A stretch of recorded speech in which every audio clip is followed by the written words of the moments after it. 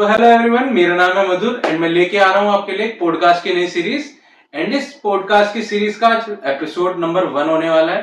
तो आज के एपिसोड में हम एक ऐसे इंसान को लेके आने वाले हैं जो हमारे माता पिता के बाद हमारी लाइफ में हमारा सेकंड काउंसलर रहता है, हमारा गाइड रहता है, जो हमें आगे आने वाली कठिनाइयों से लड़ने की शक्ति देता है, उसके बारे में बताता है।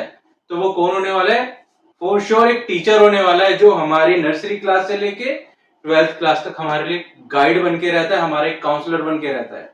तो आज की जो हमारी गेस्ट हैं वो होने वाली है आरती। आरती इज अ टीचर, उनको इस फील्ड की काफी नॉलेज है।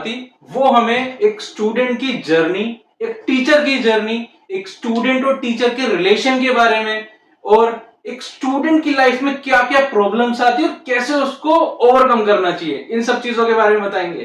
तो चलिए आज का पॉडकास्ट शुरू करते हैं। वेलकम है आरती जी आपका आज के हमारे इस पॉडकास्ट में। आप किस बैकग्राउंड से बिलोंग करती हैं, किस तरह आपने अपनी जर्नी स्टार्ट करी एंड आज आप क्या करती हैं? तो मैं एक्चुअली बिहार से हूँ और Okay. मैं पैदा दिल्ली में ही हुई हूँ। मेरे जो फादर हैं वो गवर्नमेंट सर्विस में हैं और मैंने यहीं अपनी पढ़ाई करी है, दिल्ली में ही अपनी पढ़ाई की है। और टीचिंग जो है वो मेरा बचपन से शौक कह सकते हो आप, सपना कह सकते हो। तो मुझे पढ़ाना बहुत अच्छा लगता था। जब मैं किसी को कुछ समझाती थी या किसी को मेरे समझाने से कुछ समझ आ जाता था तो मुझे बहुत अच्छा लगता था कि मैं इसके कैपेबिलिटी है मुझे किसी को कुछ समझाने की। तो मेरी टीचिंग जर्नी जो है वो मेरे स्कूल से ही आप कह सकते हो कि स्टार्ट हुई है। और Okay. आज बेसिकली मैं टीचिंग में ही आगे अपना टीचिंग करियर ही आगे बढ़ा रही हूँ। Okay. मुझे 5 साल हो चुके हैं पढ़ाते हुए।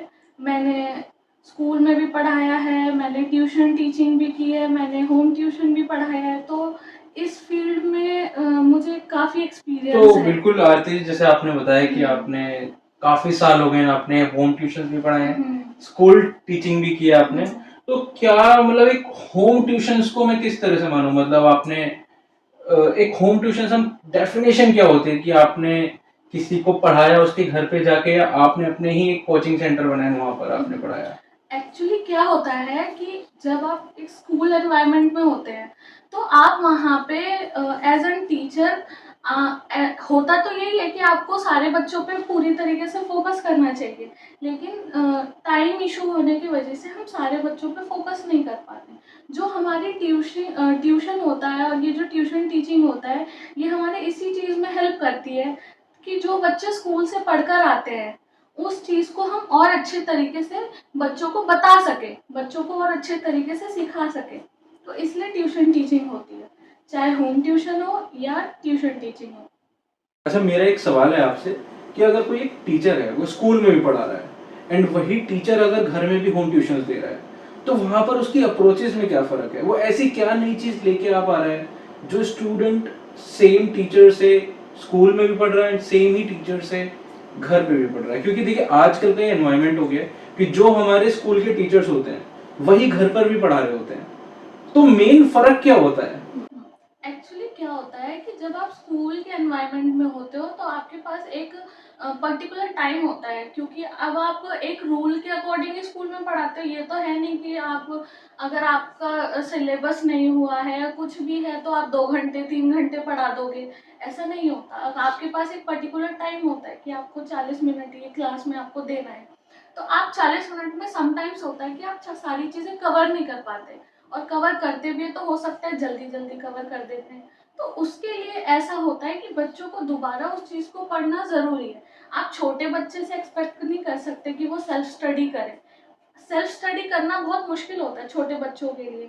तो उनके, चाहे छोटे बच्चे हो बड़े बच्चे हो, सेल्फ स्टडी करना उनके लिए थोड़ा सा मुश्किल होता है। तो इसलिए ट्यूशन टीचिंग होती है ताकि वो अपने यहाँ घर पे ही दोबारा उन चीज़ों को पढ़ सके, इसलिए। ठीक है। तो आप कह रहे हैं कि आपने स्कूल में भी पढ़ाया हुआ है, आपने ट्यूशंस में भी पढ़ाया हुआ है। तो किस तरह का क्या एक मतलब अगर कोई एक नौजवान है जो कि अपनी 12th तक की पढ़ाई को कंप्लीट करने, now they are graduated, if she and he is graduated, ठीक है, बिल्कुल मैं समझा। जैसे आपने स्कूल में भी पढ़ाया है, होम ट्यूशंस में भी पढ़ाया हुआ है, तो मेरा एक क्वेश्चन है यहाँ पर आपसे कि अगर कोई नया इंसान वो एक टीचर बनना चाहता है, तो क्या उसको अपनी जर्नी में इंक्लूड करना चाहिए? उसको कब से रेडी हो जाना चाहिए? कब से उसका एम होना चाहिए मुझे टीचर बनना है, एंड किस तरह से वो अपने ऊपर काम करे?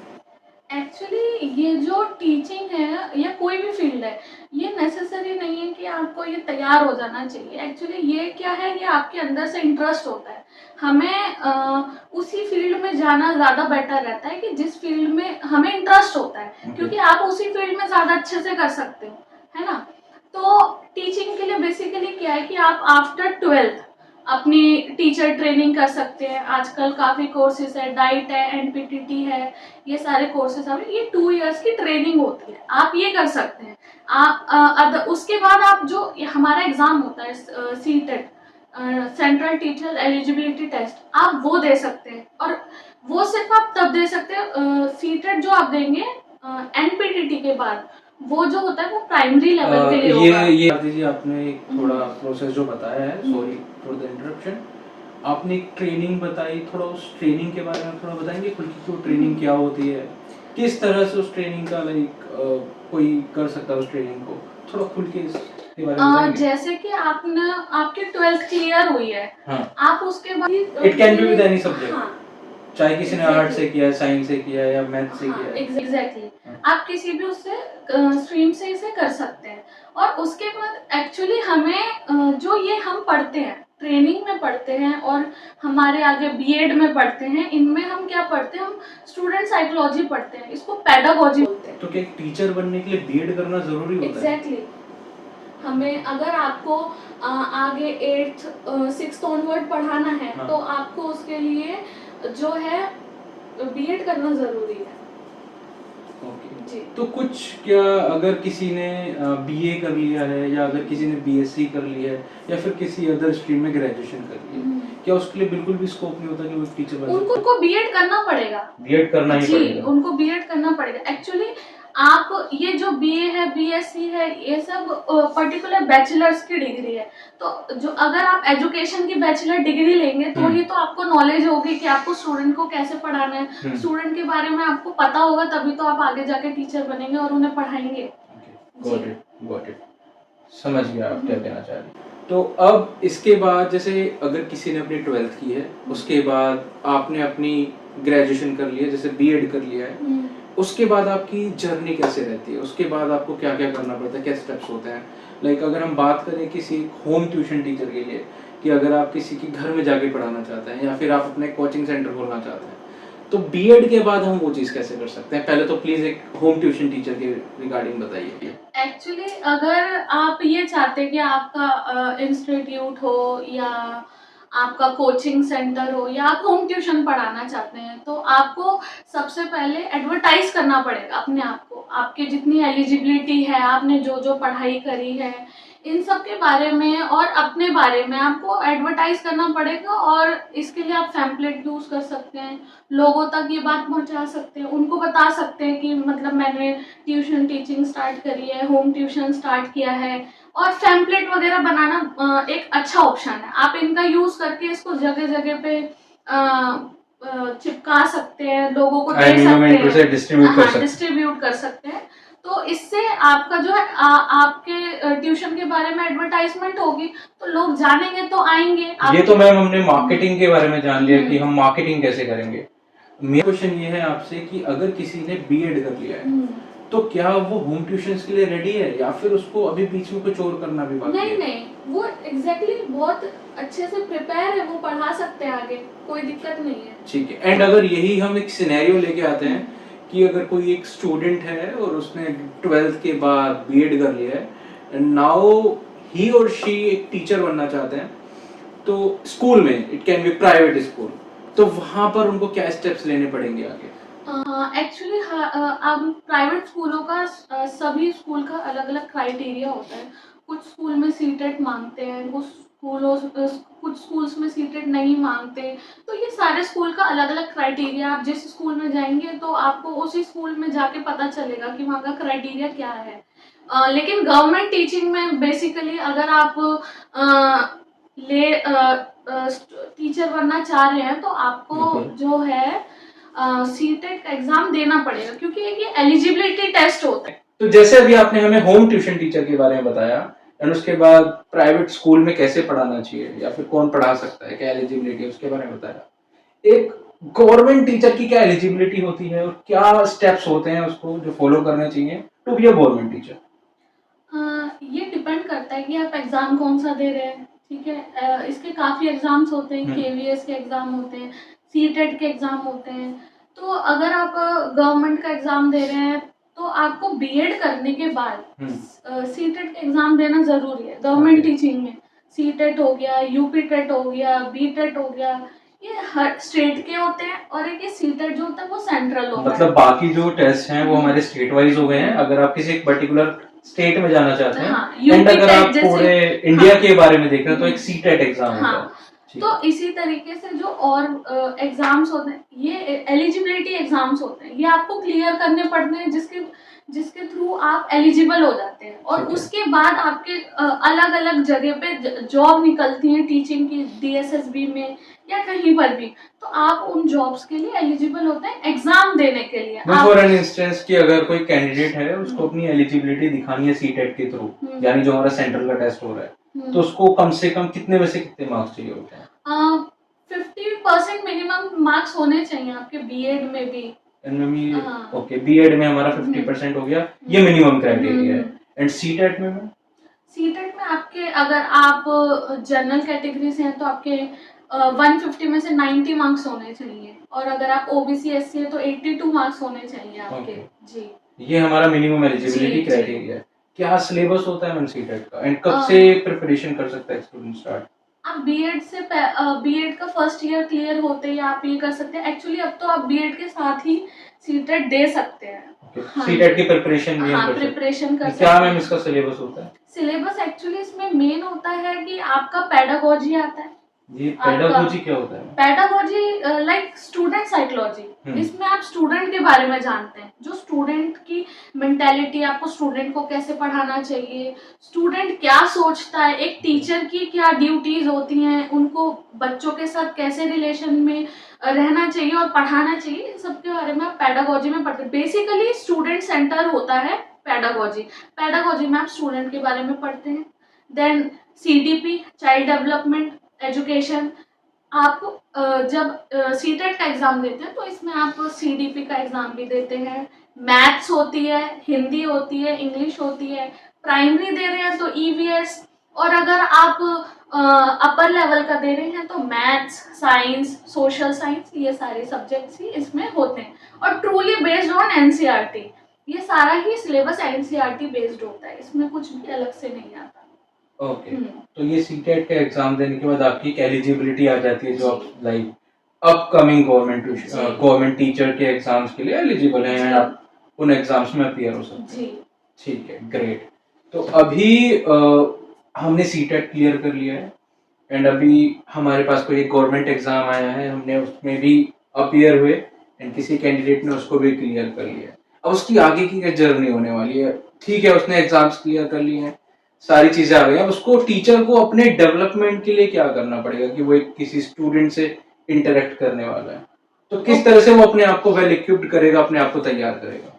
एक्चुअली इसकी जो ट्रेनिंग है, ये आप जो बीएड करते हैं या आप कोई टीचर ट्रेनिंग करते हैं तो उसमें आपको सिखाया जाता है। उसमें आपकी 4 महीने की, 1 महीने की, 1 साल की ट्रेनिंग भी होती है। बीएड से अलग होती है हमारी? नहीं, बीएड में ऐड होती है ये। आपको स्कूलों में आपको स्कूल भेजा जाता है और वहाँ पे आप पढ़ाते हैं बच्चों को। ये ट्रेनिंग पीरियड होता है आपको, आप वहाँ पे बच्चों के एनवायरनमेंट में रहकर सीखते हैं, जो भी आपने पढ़ा है उसको प्रैक्टिकल करते हैं। ठीक है, तो आप जब स्टूडेंट को पढ़ा रहे हैं तो आपको ऐसे पढ़ाना चाहिए कि जैसे आप खुद स्टूडेंट हैं और आप उनके फ्रेंड हैं। इस तरीके से बच्चों को पढ़ना उसी एनवायरनमेंट में अच्छा लगता है जो उनका फ्रेंडली एनवायरनमेंट होता है।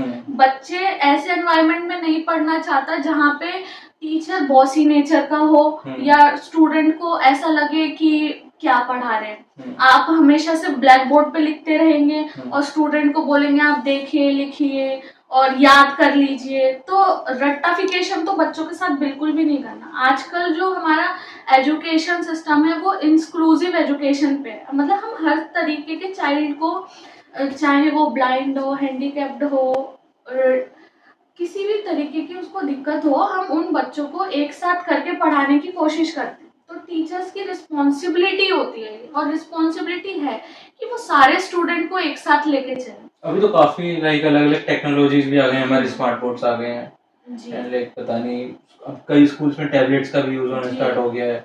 लाइक आपका टैबलेट या फिर लैपटॉप मैंडेटरी है कुछ क्लासेस या फिर कुछ लाइक सेशंस के लिए। तो उन चीजों का क्या इम्पैक्ट आया? पहले जो हम एक लाइक अपने नोटबुक में और पेन में करते थे, अभी स्टूडेंट्स लैपटॉप में करने लग गए हैं। देखिए, मैं आपको बताना चाहूंगी कि जैसे एक सिक्के के दो पहलू होते हैं, इसी तरीके से जितना इस चीज ने हम पे पॉजिटिव इफेक्ट डाला है, उतना ही ये नेगेटिव भी है। ये थोड़ा टाइम कंज्यूमिंग है, बजट फ्रेंडली भी नहीं है, ठीक है, हमें टाइम का ज्यादा वो पड़ता है। तो अब आप अगर एक क्लास में टैब यूज कर रहे हैं तो आपको उसके लिए वाईफाई भी चाहिए पूरी क्लास में, अब उसका भी अरेंजमेंट करना पड़ेगा। आगे से इतना बजट आना जरूरी होता है। गवर्नमेंट स्कूल्स के लिए इतना गवर्नमेंट पॉसिबल नहीं स्कूल है। में, हाँ, गवर्नमेंट स्कूल में अभी इतना डेवलप नहीं हुआ है, ये प्राइवेट स्कूलों में हुआ है, काफी स्कूलों में हुआ है, ऐसी बात नहीं है कि नहीं हुआ है, लेकिन जो अभी भी इस पे काफी मेजॉरिटी लेवल पे अभी अभी भी इस पे काम होना बाकी है। और ये जितना इसका पॉजिटिव इफेक्ट है उतना ही इसका नेगेटिव इफेक्ट भी है। ठीक है, तो आप तो मतलब एक अलग अलग डिफरेंट डिफरेंट एटीट्यूड बिहेवियर के स्टूडेंट से इंटरेक्ट भी करते हैं। तो एक मैं आपसे स्टूडेंट की ग्रोथ के बारे में जानना चाहूँगा, उनके माइंडसेट के बारे में जानना चाहूँगा। एक स्टूडेंट जो हमारी नर्सरी क्लास में पढ़ रहा है, एक स्टूडेंट जो प्राइमरी में पढ़ रहा है लाइक 5th क्लास में पढ़ रहा है, एक स्टूडेंट जो 10th या फिर 12th क्लास में पढ़ रहा है, उनकी मेंटेलिटी में क्या फ़र्क होता है? और उनको किस टाइम पीरियड पर बिहेवियरल अगर हम बोलें, क्या सिखाना आज के वक़्त में ज़रूरी है? एक्चुअली ये कुछ डिसाइडेड नहीं करना चाहिए कभी भी कि आपको एक पर्टिकुलर इस टाइम पे बच्चों को ये सिखा देना चाहिए या ये सिखा देना चाहिए।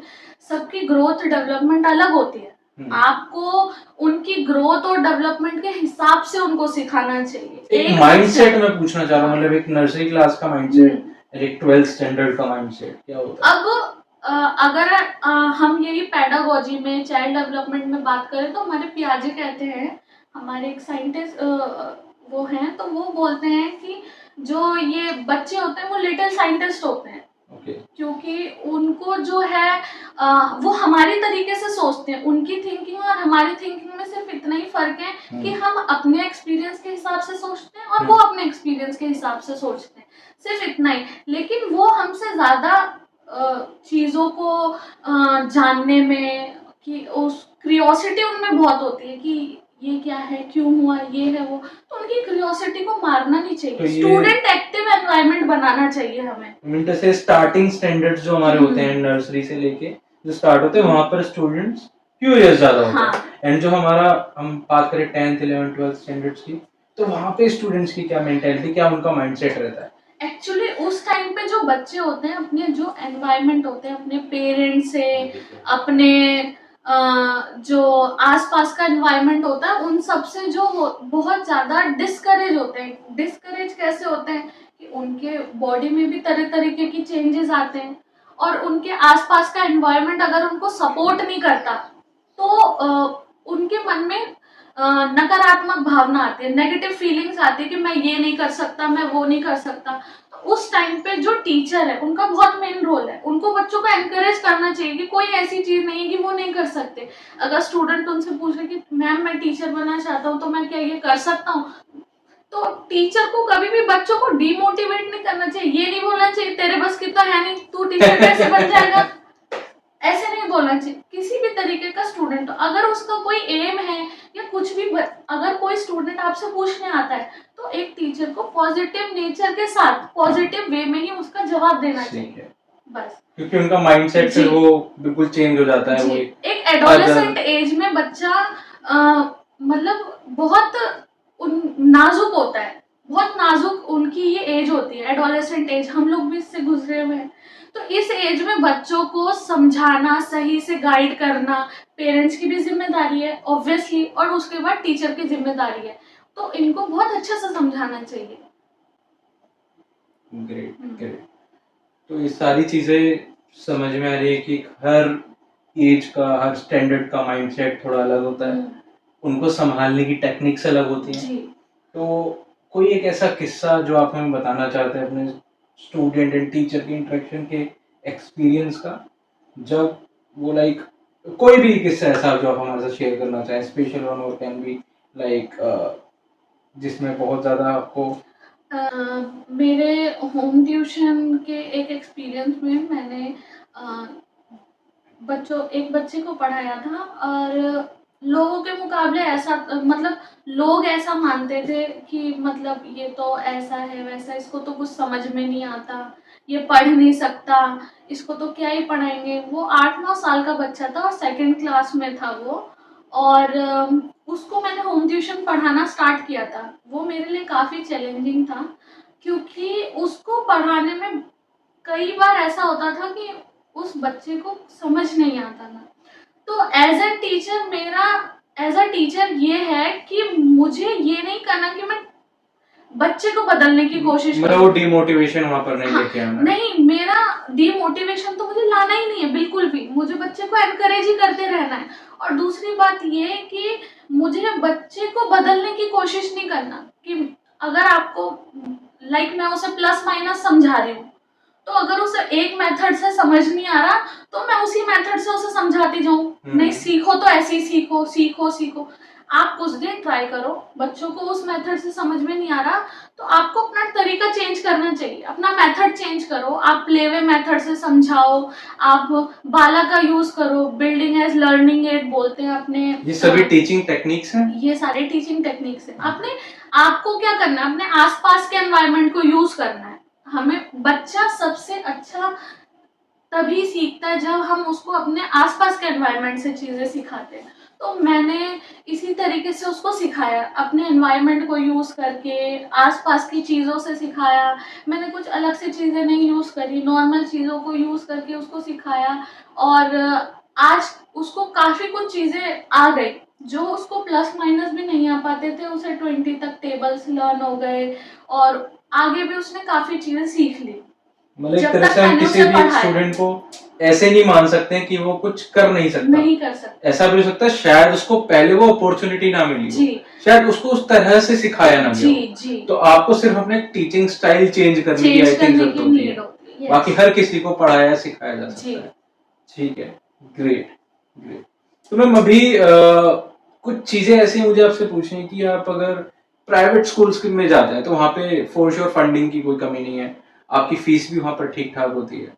बट अगर हम गवर्नमेंट स्कूल की बात करें जहाँ पर फीस इतनी ज्यादा किसी स्टूडेंट से नहीं ली जा रही है, तो वहाँ पर किन चीजों की कमी रह जाती है? क्योंकि फंडिंग वहाँ पर इतनी नहीं है। फॉर श्योर गवर्नमेंट उन स्कूल्स को फंड करती है, बट कहीं ना कहीं कुछ कम फीस की वजह से कुछ बेनिफिट्स और उसके नुकसान क्या होते हैं? एक्चुअली बेनिफिट्स तो यही है कि बेनिफिट्स तो हम क्या ही कह सकते हैं, जो हम नॉर्मल चीज़ें यूज़ कर सकते हैं। हमारी टेक्स्ट बुक हो गई, ब्लैक बोर्ड हो गया, ये स्क्रीनिंग हो गया, टाइम टाइम पे वहाँ पे सेमिनार होते हैं, इन सब का ऑर्गेनाइजेशन भी किया जाता है। ये तो गवर्नमेंट स्कूल्स की बात होती है। हाँ, गवर्नमेंट स्कूल में किया जाता है, तो इन सब से काफ़ी हेल्प मिलती है बच्चों को। लेकिन ये हम टाइम टू टाइम करते हैं, डेली वे में हम ये नहीं कर सकते। आप देखेंगे कि फिल्मिंग वगैरह का जो सिस्टम है, ये प्राइवेट स्कूल में डेली बेसिस पे भी हम कर सकते हैं, और जिनके पास फंड है वो लोग अवेलेबल रखते हैं अपने पास। लेकिन गवर्नमेंट स्कूल में अभी मैंने जैसे आपको पहले भी बताया ना कि अभी पूरी तरीके से चीज़ें नहीं आई हैं। इनका नुकसान भी है, इनका फायदा भी है। ये बहुत टाइम कंज्यूमिंग भी होते हैं। बच्चों को सारी चीजें समझ में तो आती हैं, लेकिन आपको उनको उस चीज को एक्सप्रेस करने में भी टाइम लगता है। इन चीजों का सेटअप भी करना होता है, एक पर्टिकुलर स्पेस भी चाहिए होता है। तो सारी चीजों का मैनेजमेंट करना एक स्कूल में वो चैलेंजिंग होता है। तो अगर कोई एक फैमिली है, they are normal family, and वो चाहते हैं आज के समय में कि अपने बच्चे को एक बहुत अच्छी हम एजुकेशन दिलवाना, हर पेरेंट्स चाहते हैं कि हम इंडिया के या फिर दुनिया के टॉप स्कूल में अपने बच्चे को भेजें, बट अगर कोई एक मिडिल क्लास की हम बात करें तो उन्हें क्या क्या चीजें देखनी चाहिए एक स्कूल में अपने बेटे का या बेटी का एडमिशन कराने से पहले? देखो, मेरा तो ये मानना है कि स्कूल तो सारे ही अच्छे होते हैं या बुरे होते हैं, बुरे भी होते हैं स्कूल? ये हम पे डिपेंड करता है। ठीक है, ये हम पर डिपेंड करता जैसा है, हमारा नजरिया। जैसा हमारा नजरिया है। ओके। ये आपको ध्यान देना है, आपको, टीचर्स को। आपको बेसिकली ये देखना है वहाँ पे टीचर्स इतने वेल एजुकेटेड हैं कि नहीं हैं, कि जो आपके बच्चों को पढ़ा सकते हैं, वो कैसे टीचिंग टेक्निक्स यूज कर रहे हैं, मेथड यूज कर रहे हैं। आपको, आप पेरेंट टीचर मीटिंग में जाइए, पेरेंट्स की ये ड्यूटी है, जाइए, पता करिए, इन सब चीज़ों के बारे में नॉलेज रखिए। आपको, जब आप पहले एडमिशन दिलवाने जा रहे हैं तो आप एक आध बार जाके पता करिए चीज़ें, वहाँ पे किस तरीके से चीज़ें पढ़ाई जाती है, किस तरीके से समझाई जाती है। तो ये आपके ऊपर डिपेंड करती है। और जितना ही जितना जितना आपके टीचर्स को बच्चों पे ध्यान देना चाहिए, उतना ही पेरेंट्स की जिम्मेदारी है। स्कूल छोड़ के, ट्यूशन छोड़ के, एक्स्ट्रा क्लासेस लगवा के पेरेंट्स की जिम्मेदारी खत्म नहीं होती। पेरेंट्स को अपने बच्चों पे पूरा ध्यान देना चाहिए। आज की डेट में ये एक बड़ी समस्या के रूप में है। अगर आप स्टूडेंट के बारे में बात करें तो आपको अपने बच्चे पे पूरा ध्यान देना चाहिए, अगर आप उसकी अच्छी एजुकेशन चाहते हैं तो। ठीक है, अब स्टूडेंट पे चीजें आई हैं तो मैं थोड़ा स्टूडेंट्स के बारे में और जानना चाहूंगा कि अगर कोई स्टूडेंट है एंड उसने अपनी 8th क्लास तक एजुकेशन पूरी कर ली है, अब उसे 9th क्लास में या फिर 10th के बाद जो कि 11th क्लास में दोबारा एडमिशन लेना होता है, तो वहाँ पर उसको दोबारा एडमिशन लेना है एंड पेरेंट्स चाहते हैं या फिर स्टूडेंट चाहता है कि वो थोड़ा अपग्रेड करे स्कूल में। कई बार ऐसा होता है, जैसे मैंने भी जिस स्कूल में मेरी पढ़ाई हुई वहाँ पर मेरा 8th क्लास तक था, तो 9th क्लास में जब मैं गया तो मुझे नए स्कूल में एडमिशन लेना पड़ा। तो उस टाइम पर तो मेरे जिस स्कूल में दोस्त जा रहे थे मैंने वहीं पर एडमिशन ले लिया। बट अगर पेरेंट्स देखें तो उनको, ठीक है आपने बोला कि पेरेंट्स पता करें कि टीचर्स कैसे हैं, बट नहीं पता चल पाता है। तो क्या क्या टेक्निक्स हैं जिससे वो पता कर सकते हैं, किस तरह से वो फीडबैक ले सकते हैं उस स्कूल का, वहाँ के टीचर्स का, अपने बेटे के लिए या बेटी की एडमिशन के लिए? एक्चुअली आप वहाँ पे जो पुराने स्टूडेंट्स हैं, दूसरे स्टूडेंट्स हैं, उन स्टूडेंट से बात करो, उनके पेरेंट्स से बात करो, क्योंकि जो पहले पढ़ा रहे हैं वो आपको गलत सजेशन नहीं देंगे। वो आपको ठीक से बताएंगे कि यहाँ पे क्या एजुकेशन पॉलिसीज है, क्या चल रहा है, क्या नहीं चल रहा, क्या फी क्राइटेरिया है, यहाँ पे क्या अच्छे से पढ़ाया जा रहा है, क्या नहीं पढ़ाया जा रहा, वो आपको अच्छे से बताएंगे। एक पेरेंट्स को दूसरे पेरेंट्स से जरूर इंटरकनेक्ट रहना चाहिए, ताकि वो चीजों को सही से जान पाए, क्योंकि तो एक सिस्टम के इनका बारे ग्रुप एक होता है लाइक जिसमें जैसे पीटीएम हम बोलते हैं। सिस्टम के बारे में सिस्टम का आदमी सही से नहीं बताएगा। आप सिस्टम से बाहर जो लोग उसके भुक्तभोगी हैं, मेरे ख्याल से तो यही कि आप उन लोगों से पूछें तो वो आपको ठीक से बताएंगे। तो आप स्टूडेंट के पेरेंट्स से इंटरेक्ट करें तो वो आपको अच्छे से बताएंगे, और फिर आप अपने बच्चों के लिए सही स्कूल का पता कर सकते हैं। ठीक है, ओके। तो अभी एक स्टूडेंट ने स्कूल में एडमिशन भी ले लिया, बट जैसे कई बार ऐसा भी होता है कि स्कूल में हर माइंडसेट का एक स्टूडेंट होता है। अगर एक क्लास में 30 स्टूडेंट्स बैठे हैं तो हर किसी का माइंडसेट अलग होगा, हर किसी का परफॉर्मेंस लेवल अलग होगा। जी। तो आपको क्या चैलेंजेस आते हैं वहां पर एक ही क्लास में हर स्टूडेंट को उसके लेवल पे जाके पढ़ाने में? क्योंकि अगर आप स्लो पढ़ाएंगे तो जो फास्ट लर्नर्स है उनको प्रॉब्लम होगी, और अगर आप बहुत ज्यादा फास्ट पढ़ा रहे हैं तो जो स्लो लर्नर्स है उनको दिक्कत होगी। तो कैसे आप इन चीजों को कैसे मैनेज करते हैं? थोड़े हमारे एस्पायरिंग टीचर्स भी इस पॉडकास्ट को देख रहे हैं तो इसमें उनकी हेल्प हो जाएगी, कैसे हर स्टूडेंट को बांध के एक साथ में लेके चलें। आप अभी अगर, जो भी मेरे मित्र हैं जो टीचिंग करेंगे और जो कर रहे हैं, आप पढ़ेंगे इस बारे में और पढ़ चुके होंगे कि टीचर ट्रेनिंग में आपको ये बताया जाता है कि अगर आप एक स्कूल क्लास में पढ़ा रहे हैं तो आपके पास एक पर्टिकुलर टाइम होता है। आप उस टाइम पीरियड में अलग अलग माइंडसेट के बच्चे, जिनको अलग अलग तरीके से समझ में आता है, उनको आप कैसे पढ़ाएंगे। तो इसके लिए हम पहले एक टीचर टीचर डायरी बनाते हैं, टीचर डायरी तैयार होती है, और इस तरीके से हम पहले एक लेसन प्लान बनाते हैं, जो भी हमें एक टाइम पे पढ़ाना होता है। टाइम ऑफ की जी। हमारा टाइम टू टाइम क्या हाँ। हमें पढ़ाना है, किस वीक हम में, जी। किस डे में हमें क्या चीज़ पढ़ानी जी। है।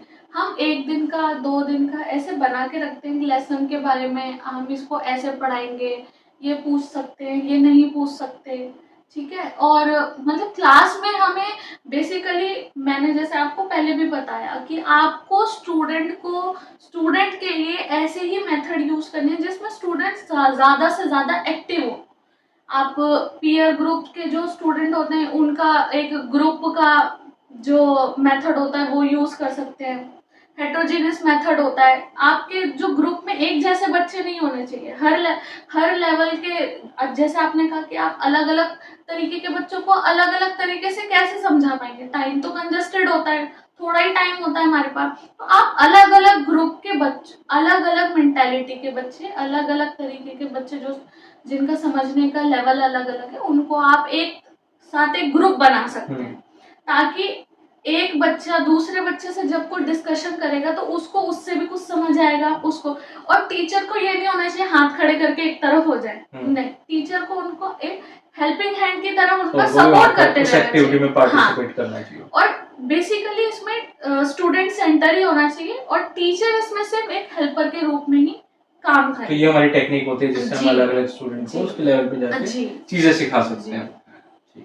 Great great. तो जैसे मैंने आपसे बोला कि काफी सारे कैंडिडेट्स हैं आज के टाइम में जो एक टीचिंग को अपना करियर चूज करने वाले हैं, तो एस्पायरिंग टीचर्स को आप क्या एक एडवाइस देना चाहेंगे कि वो अपने करियर की शुरुआत में आते हुए ये चीज़ों का ध्यान ज़रूर रखें, एंड एक करियर वाइज इसको देखना चाहिए या नहीं देखना चाहिए, और देखना चाहिए तो किस लेवल पे देखना चाहिए?